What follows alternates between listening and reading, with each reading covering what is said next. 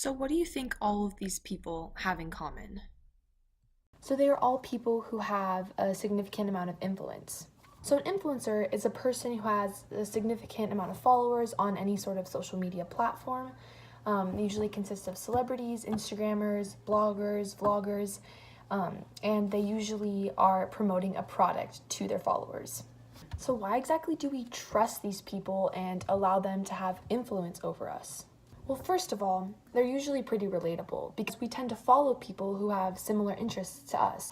We also tend to follow influencers who share similar worldviews as us because that helps build a stronger trust. So why exactly has influencer culture come about? Here's the thing. Digital natives are a lot different from past generations. So digital natives consist of millennials and Generation Z. And a digital native is someone who hasn't known a world without devices, especially those in Generation Z. They have literally grown up with a phone in their hand. So because digital natives have grown up with the phone in their hand, this leaves them to search for more of an authentic connection. So Sherry Turkle argues that communication over the phone does not equal a true connection. And this is exactly why digital natives are searching for an authentic connection. So because digital natives have grown up with a phone, they don't really know any different. They don't know that being on their device when they're surrounded by a ton of other people is going to leave them feeling more alone than they feel connected. So because of this, marketers have had to switch their strategies so that the buyer feels more authentically connected. So another reason why digital natives are so much different than past generations is because they're really used to being in control. Ultimately, this need for control has stemmed from the digital natives' access to unlimited information. So this unlimited access has allowed them to choose who they follow, what they search, what they watch, and this makes them think that they're the ones in control. So this is just another reason why marketers have had to switch their marketing strategies. They need to let the buyer feel like they are in control. So what does all this look like? How is this translated to influencer culture?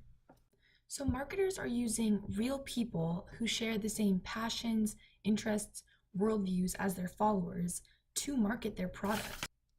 This ultimately satisfies the buyer's need to feel that authenticity because they trust the influencer since they have all these things in common. A buyer is way more likely to buy a product from someone that they know and that they trust.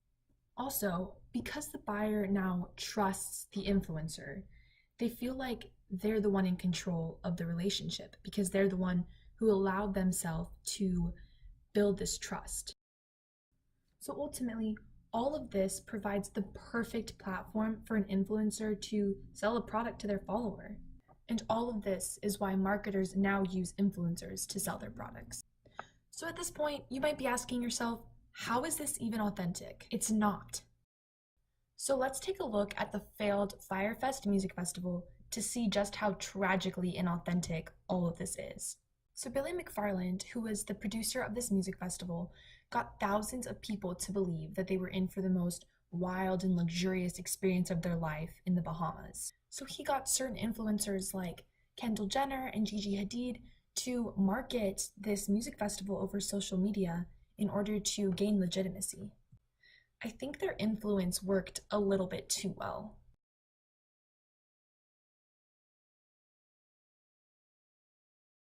How can this type of marketing be considered legitimate if the product isn't even provided to the buyer?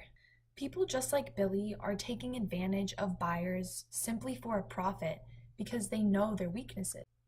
They know that they have this trust in the influencer. It should not be this easy to take advantage of a buyer in this way. That just shouldn't be condoned and it shouldn't be a part of our culture. And this is exactly why influencer marketing has created the illusion of authenticity to their buyers. There's really nothing real or true about any of it. It is the farthest thing from being authentic. Well, thank you for watching me blab about influencer marketing. I hope that you learned something.